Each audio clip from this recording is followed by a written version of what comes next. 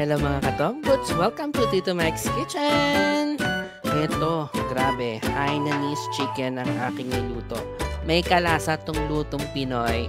Mamaya sabihin ko sa inyo kung sino. But before that, halika, i-debone na muna natin tong legs ng manok. Kasi ito yung ating meat for this particular dish. Yes, make sure kapag dinidebone nyo, syempre, dapat buo pa rin yung skin doon sa labas. Para pag i-pinlate natin, maayos siyang tingnan. Yes, ganyan, dahan-dahan lang. So, ganito. This is my first time na lutuin ito. Kasi medyo intimidated at hesitant ako. Natatakot akong lutuin siya, baka hindi ko siya magaya. Pues, feeling ko, nagawa ko naman. So, ayan.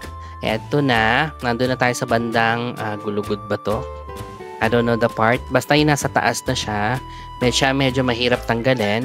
In fairness, buo pa siya. In fairness, I love it. And don't throw the buto kasi gagamitin natin siya mamaya for our broth. No? Siyempre, ang main dish na talaga nagpapasarap dito yung luya. Ang gagawin natin yon, julienne cut, tapos maliliit, tapos ang gagawin natin ay didikdikin natin siya. At akala ko nung una, super powerful nung magiging lasa niya, pero nagulat ako, hindi pala ganon. Basta masarap, sana itry nyo. So, eto na yung manok, patuyuin natin siya ha. And then we put yung seasoning, yung asin, paminta, gusto nyo lagyan ng betch, hindi lagyan nyo. So, eto nilagay ko dito is asin at paminta lang. So, magigisa na tayo para dun sa broth na gagamitin natin mamaya. Makikita nyo kung saan natin gagamitin. So, gisa-gisa lang. Luya muna para mas maraming kumatas na lasa ng luya. Para matanggal yung lansa ng manok. And then, after this, ano natin yung manok na dito, no? Ilagay na natin yan. Para magkaroon ng konting crust. And also, don't forget, ilagay din yung mga buto-buto ng manok. Yung pinagtanggalan niya, kasi syempre, no, nasa buto yung lasa ng manok, no? Ng sabaw pala. Yung Hainanese chicken, akala ko, ano siya, ang tawag dito, Singaporean. Yung pala, ang original pala nito ay sa Hainan. Kaya pala Hainanese. Hainan pala, Hainan, China. So, yung kinakain pa to ng mga dynasty, mga emperor dati. So, yun. Ganun pala siya. Kaya Hainan is parang, ano yun lugar sa China, somewhere there. Ayan. And also, don't forget to put yung turmeric. Itong turmeric na to, basta may iba rin ng sipa nito. Hindi siya maanghang ha, pero lasang luya pa rin. Dilaw na luya yata to So, eto, lagyan natin ng tanglad pa. Tapos sabaw. Ay, yung tubig. Yung palang ang tawag dyan, yung tanglad, ang ginawa ko, dinikdik ko pa yung kanyang, yung pinaka, niya, yun, yung sa dulo, para mas lumasa. Masarap din tong tanglad na to Tapos, pagkatapos lalagyan natin siya ng mga pampalasa, yung paminta ulit, tapos ano pa ba, patis, bechin, ganon. Ayan, finally, eto na nga, ginagawa ko na siya. Natutuwa lang ako kasi first time ko talaga and hindi naman sa pagmamayabang, pero ang sarap nyo, promise. Tapos ayun, tapos papakulan lang natin siya. Kakailangan natin yung kanyang sabaw mamaya. Okay? So, eto pala, gawa muna tayo ng sausawan. So, habang pinakukuluan natin siya, yan. Naglagay muna ako ng isa. Ito, black sauce ang tawag nila dito. Lalagyan ko ng oyster sauce, ng brown sugar, tapos yung sesame oil. Pwede naman walang sesame oil para lang may kakaibang arte sa lasa. Para lasang inject. Tapos, itong toyo. Tapos, kukuha tayo ng konting sabaw mula doon sa kumukulong pinakukuluan nating manok. Konti lang. I-mix natin dito. Yan.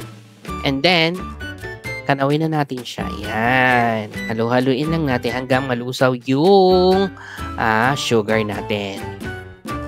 Ito, yung tinatawag nila na black sauce.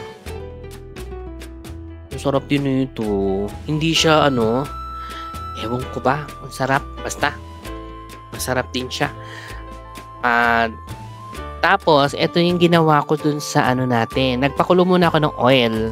Tapos yung dinikdik natin na na luya, nilagyan ko ng chives. Tapos ganyan, itambog nyo lang yung oil para maluto siya. Para binanlian natin siya sa platitong ganyan. Tapos, mamaya nagulat ako sa lasa.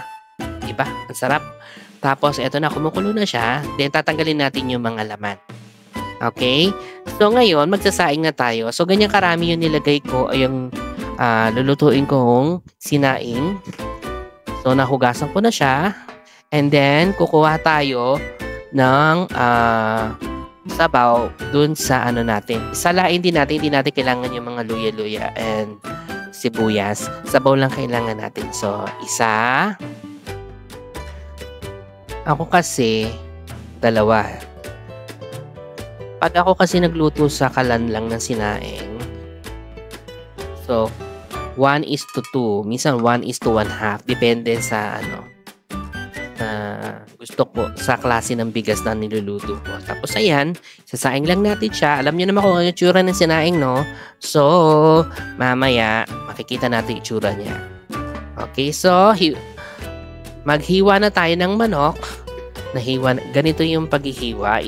Depende sa kung ganong kalapad nyo gusto. Ako gusto ko yung ganito, yung medyo bite size ba to? Kasi manipis lang siya. Hanggang ngayon, namimiss ko siya. Charot. Ang sarap kasi talaga. Tapos, yan. Yung iba naman, pag kumain kayo sa restaurant, malalapad siya. Pwede isang buong manok nga Pwede rin kasi bibi dito. Pero, hindi kasi ako masyado sa bibe. More on chicken talaga ako. Pero, highness duck na yun. Ito kasi highness chicken, di ba? Ayan. Yung puwet, syempre, hindi ko na isasama yon sa ating plating. For the purpose of plating, hindi natin sasama yung tatanggalin ko yun, sumama lang. Ayan. Nangatog-gatog pa ako kasi nga. Ang hirap pala niya i-plate. Malinis po kamay ko, ha? Pasensya na. So, ayan, tinanggal ko yung puwet. Pero actually, kinain ko yung puwet, ha? Sarap kaya ng puwet. Tapos, eto na yung rice. Ilagay natin sa isang cup. Tapos, ganyan. Pag umorder kasi kayo sa mga restaurant, ganyan na siya, di ba? Tapos, lagyan ng toppings. May nakainin kami nito sa somewhere in, basta doon, sa gawing QC. Sabi ko, yun lang pala yung lasa niya. Lasang tinola. Siyempre, ayan na yung sauce. Lagyan natin ng mga garnish pa. Ganyan yun eh. Napaka-arte, di ba? Lunch lang naman, may ganyan-ganyan pa. Siyempre, kailangan special. Tapos, yung black sauce. Oh my gosh. Gawin nyo to sa pwede na itong pang dinner sa mga magde-date kayo sa bahay. Pwede na. Ito, simple lunch lang namin to. Wala lang. So, ito na. Patikim na natin. Ano ba ito sinasusaw na gano'n? Oo. Ganun, tas ganun? Yeah.